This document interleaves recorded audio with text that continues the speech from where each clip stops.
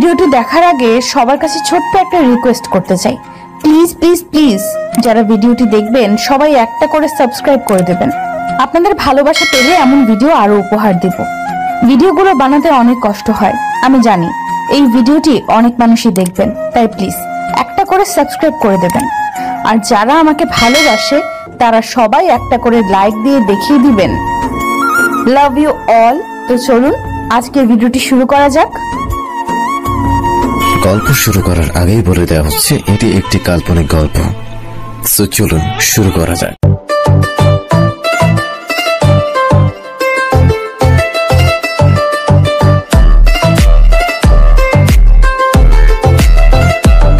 Sir আপনি এমন করে হাসতেছেন কেন? তো কি করব? স্যার আমার বন্ধু সত্যি বলেছে, বিশ্বাস করুন। এ হারামি, আমি কোনো পুলিশ না, আমি তোদের শ্রাবণ। সবাই চুপ হয়ে গেল। এক পলক আমার দিকে তাকিয়ে থেকেই সবগুলো এক এক করে আমাকে জড়িয়ে ধরলো। আমার তো প্রায় প্রাণ যায় যায় অবস্থা। এই তোরা আমাকে ছাড়, আমি মরে গেলাম। না, তোকে আজকে কোনো ছাড়াছাড়ি নেই, ছেড়ে দিলে তুই আবারও চলে যাবি। সরি প্লিজ ছেড়ে দে। এরপর ওরা আমাকে ছেড়ে দিল। ওহ, এবার ভালো লাগতেছে। ওই তুই এত দিন কোথায় ছিলি? আরে মামা, সে অনেক কথা। তো আমরা তো সেই কথা শুনতে যাচ্ছি। পরে একদিন বলবো, এখন বলতে গেলে সকাল হয়ে যাবে। শালা তুই তো আমাদের ভয়ই পাইয়ে দিয়েছিলি। মামা আওয়াজ খুলে বল প্লিজ, কোথায় ছিলি এতদিন, কি করেছিস? আর তুই পুলিশেই বা হলি কি হবে? আরে আমি কোনো পুলিশ না, আমি তো এমনিতে মজা করার জন্য বললাম। তাহলে পুলিশের কার্ড পেলি কই? আরে ওটা তো এটিএম কার্ড। এটা বলার সাথে সাথেই তিনজনে মিলে আমাকে ওরা ধরা দিল। আমার চুল এলোমেলো করে দিয়েছে একেবারে। শালা তোর মজার গোষ্ঠী কিলাই, তোর জন্য জানিস কি ভয় পেয়ে গিয়েছিলাম। মামা, তুই দেখি এখনো সেই ভিতর ডিমি রয়ে গেছিস। শুধু আমি কেন, আমাদের নেতাও তো ভয় পেয়ে গেছে, তার কি হবে? আজব, পুলিশের কথা শুনলে যে কেউ ভয় পেয়ে যাবে। হয়েছে, আর বলা লাগবে না, আমি জানি। এখন থেকে কি এখানেই থাকবি নাকি আবার উধাও হয়ে যাবি? এখানেই থাকবো চিরকালের জন্য। তাহলে তো ভালোই হবে। হ্যাঁ, তোদের কি অবস্থা? এখন কি করিস? আমি বর্তমানে একটা কলেজের টিচার, নতুন চাকরি নিয়েছি। আর সেই কলেজের ভিপি হচ্ছে আমাদের নেতা আসিফ। বাহ, ভালো হয়েছে। আর রাসেলের কি খবর? আমি একটা প্রাইভেট কোম্পানিতে আছি। তাহলে তো তোরা খুব ভালোই আছিস সবাই। আর তুই, তোর কি অবস্থা? আরে ও আবার কি করবে, নিশ্চয়ই আঙ্কেলের কোম্পানি সামলাবে। সেটাই। ভাই তোকে দেখতে তো সেই লাগতেছে, আগের থেকে অনেক হ্যান্ডসাম হয়েছিস। তবে আগের মতো ফাজলামি করতে কিন্তু একদমই ভুলিস নাই। দেখ তো কয়টা বাজে? আরে বেশি বাজে না, মাত্র 10টা বাজে। কি 10টা? আমাকে এখন যেতে হবে। এত তাড়াতাড়ি? আজ কয়েক বছর পর দেখা হলো, আর তুই এখনই চলে যাবি? মামা একটু কাজ আছে, বাসায় যেতে হবে। কালকে দেখা করি, অনেক রাত পর্যন্ত আড্ডা দেব। আর তোর মোবাইল নাম্বার দিয়ে যা। এরপর মোবাইল নাম্বার দিলাম। এই সকলে একসাথে দাঁড়া, একটা সেলফি তুলি, অনেকদিন পরে হারামিকে পেয়েছি। ওকে। আমি ওদের কাছ থেকে চলে এলাম। এসে দেখে জানাত গাড়ির ভিতরে বসে আছে, আর বাইরে তাকে কাকে যেন খুঁজতেছে। আমি এর সামনে আসার সাথে সাথে ও গাড়ি থেকে নেমে আমাকে জড়িয়ে তুললো আর কান্না করতে লাগলো। আমি ওকে শান্ত করে বললাম, আরে কি হয়ে যাবো, কান্না করতেছিস কেন? ভাইয়া, আমার খুব ভয় করতেছিল। একে তো নতুন শহর, কাউকে চিনি না, আবার অনেক ফাঁকা। সরি আপু, এই যে মাপ চাচ্ছি, আর কখন এমন হবে না। সত্যি তো? আমাকে সিঁড়িতে আমার চোখের দিকে তাকালো। হ্যাঁ সত্যি আপু, এবার গাড়ি তোট, বাসায় যাই চল। চলো। আর এই যে তোমার মোবাইল। হ্যাঁ।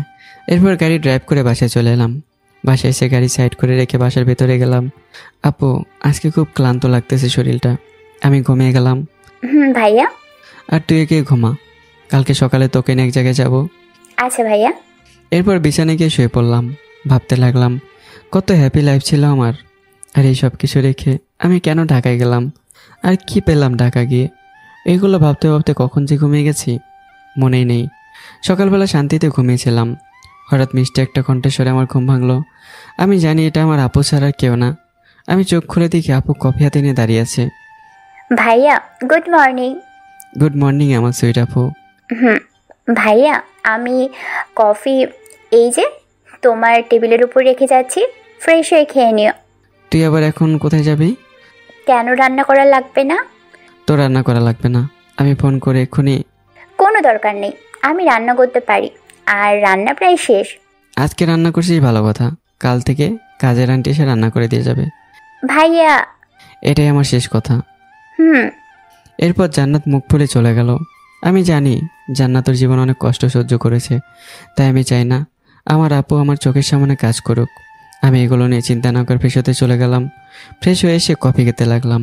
অপরদিকে আদিবার পুরো বাসা সাজানো হয়েছে, অনেক লাইটিং করা হয়েছে, খুব সুন্দর করে সাজানো হয়েছে প্রত্যেকটা রুম।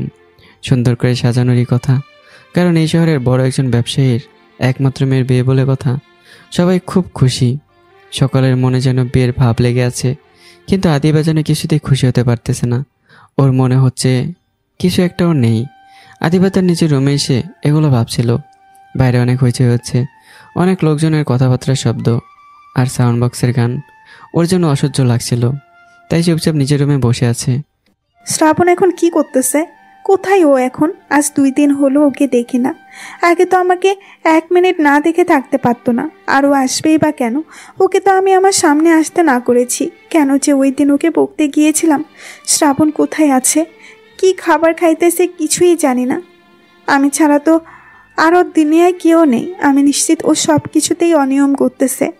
আর মাত্র 2 দিন পর আমার বিয়ে। আমি এখান থেকে চলে গেলে শ্রাবণ কি করবে একা একা? এইটা ভেবে আদিবার বুকটা কেঁপে উঠতেছে। ওর কেমন যেন মনে হচ্ছে ও কিছু একটা হারিয়ে ফেলছে ওর জীবন থেকে, যেটা ও হাজার চাইলে ওর ফিরে পাবে না। আচ্ছা, শ্রাবণ কেন আমাকে ভালোবাসি কথাটা বললো? আমি তো ওকে কখনো এই চোখে দেখি নাই, শুধু বন্ধু ভেবেছি। শ্রাবণের সাথে কথা বলতে হবে এই বিষয় নিয়ে। বিয়ের দিন তো শ্রাবণ নিশ্চয়ই আমাকে দেখতে আসবে, সেই দিন কথা বলে নিব। আদিবার নিজের রুমে বসে এগুলো ভাবছিল। এদিকে কফি খাওয়া শেষ করে আমি রাফিকে একটা কল দিলাম। কিরে ভাই, কেমন আছিস? ভালোই আছি, কিন্তু তোর কি খবর তাই বল আগে। আমার আবার অবস্থা আছে আগের মতোই। তুই যত তাড়াতাড়ি সম্ভব সিলেট চলে আয়। আর কতদিন এভাবে একা একা ঢাকায় থাকবি? যত তাড়াতাড়ি সম্ভব চলে আসবো। তোর বাসায় সবাই কেমন আছে? আছে ভালোই সবাই, শুধু তোকে একবার দেখতে চাই। খুব তাড়াতাড়ি দেখা হবে সকলের সাথে। এরপর আরও কিছু কথা বলে ফোন রেখে দিলাম। এরপর আমি আরেকটা নাম্বারে কল দিলাম। নাম্বারটা ছিল নাসির আঙ্কেলের। কিছু সময় রিং হওয়ার পর কল রিসিভ করলো। হ্যালো স্যার, বলুন। অফিসে মোট কতজন স্টাফ আছে? 38 জন স্যার, আর 2 জন পিয়ন। হ্যাঁ, সবাইকে একটা কথা জানিয়ে দিন। কি কথা স্যার, বলুন। আমি কালকে অফিসে জয়েন করব, তাই সকলে যেন সময় মতো অফিসে চলে আসে। Okay sir. এরপর ফোন রেখে দিলাম। জান্নাত নিচ থেকে ডাকাডাকি করতেছে, তাই আমি নিচে চলে এলাম। নিচে এসে দেখি জান্নাত আপু খাবার বেড়ে নিয়ে বসে আছে। আপু, এত তাড়াতাড়ি রান্না শেষ? আর তুই এত কিছু রান্না করতে পারিস? পারি। তুমি কথা না বলে খেয়ে বলো তো কেমন হয়েছে। তুইও বসে পড়। এরপর দুজন একসাথে খেতে লাগলাম। অসাধারণ হয়েছে, একদম ফাটিয়ে দিয়েছিস। ধন্যবাদ ভাইয়া। হ্যাঁ। আচ্ছা ভাইয়া, তুমি কাল রাতে বলেছিলে সকালে আমাকে নিয়ে কোথাও যাবে। কোথায় যাব আমরা? তোকে নিয়ে স্কুলে যাব, স্কুলে ভর্তি করতে হবে না? ভাইয়া। এরপর সকালের খাবার শেষ করে আমি আমার রুমে চলে এলাম আর জান্নাতকে রেডি হতে বললাম। ওকে নিয়ে স্কুলে গিয়ে ভর্তি করিয়ে দিয়ে আসবো। রেডি হয়ে বসে থাকলাম। হঠাৎ করে মোবাইলের দিকে চোখ চলে গেল আর আদিবের কথা আবার মনে পড়ে গেল, কারণ মোবাইলের ওয়ালপেপারে যে আদিবের ছবি দেওয়া। ভাবতে লাগলাম কতই না সুন্দর ছিল আমাদের জীবন। দুজনে কলেজে যেতাম, সারাদিন আড্ডা দিতাম, মাঝে মাঝে ঘুরতে যেতাম, আবার কখনো কখনো আদিবার আবদার রাখতে গিয়ে কলেজ ফাঁকে দিয়ে সিনেমা হল। আদিবার এক টুকরো হাসি দেখার জন্য জীবনে কত কিছু না করেছি। জীবনটা কি অদ্ভুত। আজ আমার সব কিছুই আছে, শুধু সেই মানুষটাই নেই। আদিবার খুশি আমার খুশি। ও যদি আমাকে ছেড়ে সুখী হতে পারে, তাহলে আমি সেটা হাসি মুখে মেনে নেব। আর কখনো যাব না আদিবার কাছে। রাগ অভিমান কি শুধু আদিবারই আছে? আমার নেই। ও সেদিন আমাকে অনেক অপমান করেছে, আমি আর কোনোদিন ওর সামনে যাব না। আমি জানি আদিবার ঠিক একদিন বুঝতে পারবে যে এই পাগলটার মতো কেউ আর ওকে ভালোবাসতে পারবে না। ভাইয়া, তোমার হলো? আমি সেই কখন থেকে বসে আছি। জান্নাতের কথায় আমার গোড় কাটলো। আমি আয়নার সামনে গিয়ে চোখের পানি মুছে ঠিকঠাক হয়ে নিচে গেলাম। ভাইয়া, তুমি তো দেখছি মেয়েদের মতো রেডি হতে টাইম নাও। কি রে, আজকে এত ব্যস্ত হচ্ছিস কেন? বাইরে ব্যস্ত হব না? আজকে আমার জীবনের সবচেয়ে আনন্দের একটা দিন। আমি আবার স্কুলে ভর্তি হব, আবার লেখাপড়া করব। আচ্ছা চল। আমি আর জান্নাত বাইরে চলে এলাম। বাইরে এসে দেখে একজন লোক দাঁড়িয়ে আছে। দেখে তো ড্রাইভার মনে হচ্ছে, কিন্তু আমার তো কোনো ড্রাইভার নেই। তাহলে এটা কে? এটাই মনে মনে ভাবছিলাম। তখন লোকটা বলল, গুড মর্নিং স্যার। হ্যাঁ গুড মর্নিং, কিন্তু আপনি কে? আপনাকে তো ঠিক চিনলাম না। স্যার, আমাকে নাসির স্যার পাঠিয়েছেন। তিনি আপনার গাড়ির ড্রাইভার হিসেবে আমাকে জব দিয়েছেন। আমার কোনো ড্রাইভার লাগবে না, আপনি আসতে পারেন। এই কথা বলার সাথে সাথেই লোকটার মুখ কালো হয়ে গেল। এটা দেখে জান্নাত বলল, ভাইয়া তুমি আঙ্কেলকে রেখে দাও, আমাদের তো একটা ড্রাইভার দরকার, তাই না? মনে করো তুমি কোনো কাজে বাইরে গেলে, তখন যদি আমার কোথাও যাওয়া লাগে তখন কে গাড়ি চালাবে? সেটা তো আমি ভাবিনি। আচ্ছা এই নিন চাবি, গাড়ি বের করুন। এটা শোনার পরেই লোকটার মুখে হাসি ফুটে উঠল। বুঝলাম লোকটা খুব খুশি হয়েছে, তার হয়তো এই চাকরিটার খুব দরকার ছিল। আমি আর জান্নাতের পর গাড়িতে করে সোজা স্কুলে চলে এলাম। এইটাই সেই স্কুল যেখানে আমি অনেক আগে লেখাপড়া করেছি। আমি গাড়ি থেকে নেমে গেলাম, জান্নাতও গাড়ি থেকে নামলো। ওকে দেখে খুব খুশি খুশি লাগতেছে। আপনি এখানে গাড়ি নিয়ে অপেক্ষা করুন, আমরা আসতেছি। Okay sir. এরপর আমি আর জান্নাত ভেতরে প্রবেশ করলাম। স্কুলটা অনেক পরিবর্তন হয়ে গেছে। আগে মাত্র 2টা বিল্ডিং ছিল, আর এখন 5টা বিল্ডিং দেখতেছি, অনেক বড় বড়। আমি একজনের সাহায্য নিয়ে হেড স্যারের রুমে গেলাম। May I coming sir? Come in. ধন্যবাদ স্যার। বসুন। বলুন আপনাকে আমি কীভাবে সাহায্য করতে পারি? স্যার এই যে ও আমার বোন, ওকে এবার 10ম শ্রেণীতে ভর্তি করাতে চাচ্ছিলাম। কাগজপত্র দিন। এই যে স্যার। কিছুক্ষণ কাগজপত্র দেখার পর, ওয়াও, অনেক ভালো রেজাল্ট তো পিএসসি এবং জেএসসি পরীক্ষায়। তোমার নাম কি মামনি? জি স্যার, জান্নাতুল। খুব ভালো নাম। তোমার মধ্যে একজন স্টুডেন্ট আমাদের দরকার ছিল, আর এখন থেকে আরও ভালো করে লেখাপড়া করবে, কেমন? জি স্যার। আচ্ছা, তাহলে আমি ওকে ভর্তি করে নিলাম। ধন্যবাদ স্যার। আর তুমি কবে থেকে ক্লাস করতে চাও জান্নাত? চাইলে তুমি আজকে থেকেই শুরু করতে পারো। ক্লাস শুরু হতে এখনও 15 মিনিট বাকি। স্যার আমি আজ থেকেই ক্লাস শুরু করতে চাই। আচ্ছা ঠিক আছে। তাহলে আমি আসি আপু, তুই ক্লাস কর। ছুটির পরে আমি ড্রাইভারকে পাঠিয়ে দেবো, তোকে নিয়ে যাবে। আচ্ছা ভাইয়া, বাই। স্যার আমার বোনের দিকে একটু খেয়াল রাখবেন। চিন্তা করবেন না, কোনো সমস্যা হবে না, আপনি নিশ্চিন্তে আসতে পারেন। Okay sir, bye. এরপর আমি বাইরে চলে এলাম। বাড়ি শেষ সোজা গাড়িতে গিয়ে বসলাম। স্যার মামনি কোথায়? মামনি বাসায় যাবে না? না, ও ক্লাস করবে এখন থেকে। ও আচ্ছা। এরপর গাড়ি চলতে লাগলো। হঠাৎ করে ড্রাইভার বলে উঠলো, স্যার মামনির নামটা কি? জান্নাতুল, সবাই জান্নাত বলেই ডাকে। যেমন নাম তেমন ব্যবহার। আপনার নামটা কি? জি স্যার, আমার নাম আব্দুল করিম। আচ্ছা, আপনি যেহেতু আমার থেকে বয়সে বড়, তাই আজ থেকে আপনাকে করিম চাচা বলে ডাকবো। আপনার যেটা ভালো লাগে আপনি সেটাই বলে ডাকতে পারেন স্যার। করিম চাচার সাথে কথা বলতে বলতে বাসায় চলে এলাম। এরপর গাড়ি থেকে নেমে সোজা আমার রুমে চলে এলাম। কিছুই ভালো লাগতেছে না, তাই রুমে গিয়ে টিভি অন করে দেখতে লাগলাম। হঠাৎ আমার ফোনে একটা অচেনা নাম্বার থেকে ফোন এলো। ওই হারামি, কি করিস? আসিফ, তুই আমার নাম্বার পেলি কোথায়?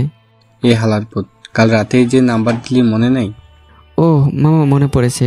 কি আর করবো বল, ঘরে বসে টিভি দেখতেছি আর বোর হচ্ছি। এই কথা, তাহলে তুই আমাদের কলেজে চলে আয়। ইচ্ছে করতেছে না এখন। ইচ্ছে করতেছে না মানে? তুই এখন কোথায়? বাসায়। কেন? তুই বাসায় থাক, আমি বাইক নিয়ে আসতেছি। আজকে সারাদিন তোকে নিয়ে ঘুরবো। আর বাকি দুটো কোথায়? রাসেল আর পরশ অফিসে। ও কয় বছর পরে তোকে পেয়েছি। আজকে সারা সিলেট শহর ঘুরিয়ে দেখাবো তোকে। হয়েছে, ধাক্কা না দিয়ে তাড়াতাড়ি আয়। বিকেল 4টার আগে আবার বাসায় আসতে হবে আমাকে। আচ্ছা ওয়েট 1 মিনিট। এরপর ফোন রেখে দিলাম। কিছু সময় পর আসিফ এসে আমাকে নিয়ে গেল।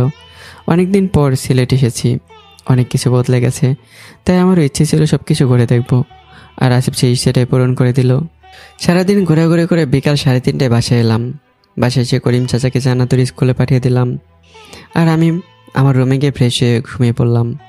সারাদিন ঘোরাঘুরি করার জন্য মাথাটা ব্যথা করছিল। বিকেলবেলা জান্নাত এসে আমার ঘুম ভাঙিয়ে দিল। ঘুম থেকে উঠে জান্নাতকে বললাম, কিরে তুই কখন আসলি বাসায়? এইমাত্র ভাইয়া। তুই ফ্রেশ হয়ে খাবার খেতে আয়, খাবার টেবিলে কথা হবে। ওকে ভাইয়া। এরপর আমি ফ্রেশ হয়ে খাবার টেবিলে গিয়ে জান্নাতের জন্য আর আমার জন্য খাবার সাজাচ্ছিলাম। তখন জান্নাত এসে বলল, ভাইয়া তুমি এগুলো করতেছো কেন? আমি আসি না। চুপচাপ খেতে বস। আর স্কুলের প্রথম দিন কেমন কাটলো? ভাইয়া খুব ভালো। ভালো। আর কোনো সমস্যা হলে সবার প্রথমে আমাকে বলবি কিন্তু। ওকে ভাইয়া। আমি আর জান্নাত খাবার শেষ করে বাইরে বের হলাম, কারণ জান্নাত এই শহরের কিছুই চেনে না। আর তাছাড়া জান্নাত তো অনেকদিন কোথাও ঘুরতেও যায় না, তাই আমি ওকে নিয়ে ঘুরতে বের হলাম। সাথে ড্রাইভার চাচাও ছিল। সন্ধ্যা পর্যন্ত জান্নাতকে নিয়ে ঘুরলাম। জান্নাত যে আজকে অনেক খুশি সেটাকে দেখে বোঝা যাচ্ছে। আমি মোবাইলে তাকে দেখি সন্ধ্যা 7টা বেজে গেছে প্রায়। তাই জান্নাতকে বললাম, আপু সন্ধ্যা হয়ে গেছে, এবার বাসায় যেতে হবে। ভাইয়া চলো। আমি এখন যাব না, একটা জায়গায় যেতে হবে। ভাইয়া তুমি এখন আবার কোথায় যাবে? অনেকদিন হলো বন্ধুদের সাথে ঠিকভাবে আড্ডা দেওয়া হয় না, তাই ভাবতেছি আজকে একটু সকালের সাথে কি আড্ডা দিই। বুঝলাম, কিন্তু বেশি রাত করবে না, তাড়াতাড়ি বাসায় আসবে কিন্তু। আর কোনো সমস্যা হলে আমাকে ফোন করিস। তখনই মনে পড়লো জান্নাতের তো কোনো মোবাইল নেই, তাই আর বেশি কথা বললাম না। চাচা, জান্নাতের কোনো সমস্যা হলে আমাকে ফোন দিন তো। Okay sir. আরে চাচা, স্যার বলা লাগবে না, আপনি আমাকে অন্য কিছু বলে ডাকেন কেমন? আচ্ছা বাবা। এবার ঠিক আছে। এরপর জান্নাতকে গাড়িতে উঠিয়ে দিয়ে হারামিগুলোর কাছে গেলাম। আজকে আড্ডা কোনো রেস্টুরেন্টে নয়, আজকের আড্ডা হবে আমাদের শহরের একটা ছোট্ট নদীর পাড়ের বেঞ্চে বসে। আমি ওদের কাছে যাওয়ার সাথে সাথেই, স্যার এতক্ষণ সময় হলো? আরে তুই চুপ থাক, ভিতর ডিম। মামা ঠিক বলেছিস, রাসেল আসলে একটা ভেতু। এইসব বাদ দে, আগে তুই বল এতদিন কোথায় ছিলি? আরে ভাই, ছিলাম ঢাকায়, একটা বাসায় ভাড়া থাকতাম আর লেখাপড়া করতাম। বাহ বাহ, লেখাপড়া করতে ছেলে একেবারে ঢাকা চলে গেছিল? ধুর শালা, এইভাবে অনেক সময় আড্ডা দিয়ে রাত 10টার দিকে বাসায় গেলাম। বাসায় গিয়ে দেখি আমার আপু বই পড়তেছে। আমি ওর কাছে গিয়ে বললাম, আপু আর কত সময় বই পড়তে হবে? ভাইয়া আমার অনেক পড়া বাকি, কিছুদিন পরে আবার পরীক্ষা আছে। বুঝলাম, কিন্তু এখন তো কিছু খেতে হবে নাকি? এরপর আমি জান্নাত রাতের খাবার খেয়ে নিলাম। জান্নাত রুমে গিয়ে পড়তে লাগলো। আমি আমার রুমে যাওয়ার আগে জান্নাতকে বললাম, আপু কাল আমাকে সকাল সকাল ডেকে দিস তো। কেন ভাইয়া? কালকে আমি অফিসে জয়েন করব। ভাইয়া তোমার অফিস আমিও দেখব। সময় হলে আমি তোকে নিয়ে যাব একদিন। লাভ ইউ ভাইয়া। Love you too, good night. এরপর আমি আমার রুমে এসে সোজা ঘুমের দেশে চলে গেলাম। অপরদিকে রাত প্রায় তখন 10টা বাজে। আদিবার কিছুতেই ঘুম আসতেছে না, সারাক্ষণ ওর মাথায় শুধু আমার কথাই ঘুরতেছে। এসব কী হচ্ছে ওর সাথে কিছুই বুঝতেছে না। রাতে আদিবা ঘুমিয়েছিল, কিন্তু হঠাৎ করে আদিবা স্বপ্ন দেখলো ওর বিয়ে হয়ে যাচ্ছে আর আমি সুইসাইড করতে যাচ্ছি। এই বাজে স্বপ্ন দেখে আদিবা ঘুম থেকে উঠে পড়ে। আর এখন আর ঘুম আসতেছে না। ওর কেন যেন মনে হচ্ছে ওই ছেলের সাথে বিয়ে হলে খুশি থাকতে পারবে না। আদিবা নিজের মনকে প্রশ্ন করলো, আমি কি তাহলে শ্রাবণকে ভালোবেসে ফেললাম? না না, এটা হতে পারে না। তাহলে কেন বারবার মনে হচ্ছে আমি শ্রাবণকে ছাড়া বাঁচবো না? না, আমাকে কালকেই এই বিয়ে আটকিয়ে দিতে হবে, না হলে জীবনে অনেক বড় ভুল করে ফেলবো। আদিবার যেন চোখে ঘুমিয়ে আসতেছে না। সারা রাত আমার চিন্তা করতেই লাগলো। আমার কথা চিন্তা করতে করতে কখন যে ঘুমিয়ে গেছে সে নিজেও জানে না। এদিকে আমি সকালবেলা ঘুমিয়েছিলাম, তখনই জান্নাত আমার রুমে এলো। আমার রুমে এসে দেখে আমি ঘুমিয়ে আছি। জান্নাত আমাকে ডাকতে লাগলো, ভাইয়া ও ভাইয়া ওঠো, সকাল হয়ে গেছে। তুই যা, আমার ঘুম পাচ্ছে খুব। ভাইয়া আজকে না তোমার অফিসের প্রথম দিন? জান্নাতের কথা শুনে আমার ঘুম ভেঙে গেল। আমি ঘুম থেকে উঠে বললাম, কয়টা বাজে এখন? বেশি বাজে নাই, 8টা বাজে মাত্র। তুই নিচে যা, আমি ফ্রেশ হয়ে আসতেছি। আচ্ছা ভাইয়া তাড়াতাড়ি এসো, আমি খাবার টেবিলে বসে আছি তোমার জন্য। এরপর আমি ফ্রেশ হতে চলে গেলাম। ফ্রেশ হয়ে এসে একটা জিন্সের প্যান্ট এবং কালো রঙের একটা শার্ট ম্যাচিং করে পরে নিলাম। এরপর রুম থেকে বেরিয়ে সোজা খাবার টেবিলে বসে পড়লাম। ভাইয়া তোমাকে তো আজকে পুরাই নায়কের মতো লাগতেছে। হ্যাঁ আল্লাহ, মেয়ে বলে কি? সত্যি বলতেছি ভাইয়া। আর পাকনা কথা না বলে চুপচাপ খেয়ে নিন, আমাদের এক্ষুনি বের হতে হবে। ওকে ভাইয়া। এবার আমি আর জান্নাত খাবার খেয়ে গাড়ি নিয়ে বেরিয়ে গেলাম। জান্নাতকে ওর স্কুলে নামিয়ে দিয়ে আমি আমার অফিসের উদ্দেশ্যে রওনা দিলাম। আজ অনেকদিন পর সেই চিরচেনা অফিসের সামনে চলে এলাম। ছোটবেলা অনেকবার এসেছি এখানে আব্বুর সাথে, এখন খুব মিস করি সেই দিনগুলো। আমি গাড়ি থেকে নামার সাথে সাথেই নাসির আঙ্কেল চলে এলেন। স্যার আসতে কোনো অসুবিধা হয়নি তো? না। ওকে স্যার, ভিতরে চলুন, সবাই আপনার জন্য অপেক্ষা করতেছে। চলুন। এবার আমি অফিসের ভিতরে পা রাখলাম। আগে বলে রাখি অফিসটা মোট 3 তলার। আমি ভেতরে প্রবেশ করে দেখি অনেক লোক হাতে ফুল নিয়ে দাঁড়িয়ে আছে। সবাই তো আমাকে শুভেচ্ছা জানানোর জন্য ফুল এনেছে। এক পলকে সবাইকে একবার দেখে নিলাম। রাফি এখানে আছে। রাফি শুধু চোখ বড় বড় করে আমার দিকে তাকিয়ে আছে। আমার খুব হাসি পাচ্ছে, কিন্তু নিজেকে সামলে নিলাম। অফিসে দেখতেছে আমার বয়সী লোকজনই বেশি, মেয়েও আছে অনেকগুলো। আমি চুপ করে না থেকে বললাম, হ্যালো এভরিওয়ান, গুড মর্নিং। সকলে কেমন আছেন? জি স্যার, ভালো। আপনি কেমন আছেন? I am fine. আমি শ্রাবণ আহমেদ ইমন। আপনাদের কোম্পানির বস? জি স্যার, আপনাকে স্বাগতম। সকলে একসাথেই বলল আর একে একে ফুল দিতে লাগলো। ফুল নেওয়া শেষে বললাম, থ্যাঙ্কস এভরিওয়ান। আগে আমার অফিসে কী হয়েছে না হয়েছে সেটা আমি জানি না, এখন থেকে আমি এসেছি, তাই আমার নিয়মেই কাজ চলবে। জি স্যার। আর এই অফিসে চাকরি করতে হলে একটা রুলস সবসময় মেনে চলতে হবে, সেটা হলো সময় মতো অফিসে প্রবেশ করা। সকালের চোখ বড় বড় হয়ে গেছে। আমি বুঝতে পেরেছি এখানে কেউ টাইম মতো কাজ করে না। সমস্যা নেই, আমি এসে গেছি, এখন সব ঠিক হয়ে যাবে। এই যে আপনি, আপনার নাম কি? জি স্যার, আমি। আপনি, আপনার নাম কি? জি স্যার, মানে আমার নাম রফিকুল ইসলাম, রাফি। বুঝলাম, কিন্তু আপনি এমন হাঁ করে কি দেখেন? Sorry sir. এরপর আরও কিছু বক্তব্য দিয়ে আমি আমার কেবিনে চলে এলাম। আমার কেবিন দোতলায়। আমি নিজের কেবিনে ঢুকে চোখের পানি ধরে রাখতে পারলাম না, কারণ এই রুম সেই রুম যেখানে আব্বু দিনের অর্ধেক সময়ই থাকতো। কিন্তু কি থেকে কি হয়ে গেল? আমি চোখ মুছে নিজের চেয়ারে বসে পড়লাম। কিছু সময় বসে থাকার পর নাসির আঙ্কেলকে ডাক দিলাম। জি স্যার, বলুন। আগে আপনি বসুন, তারপর বলতেছি। Okay sir. হ্যালো বন্ধুরা, যারা আগের পর্ব দেখেননি এখনই দেখে নিন, ডিসক্রিপশন বক্সে লিঙ্ক দেওয়া আছে, অবশ্যই আগের পর্বগুলো দেখবেন। ধন্যবাদ।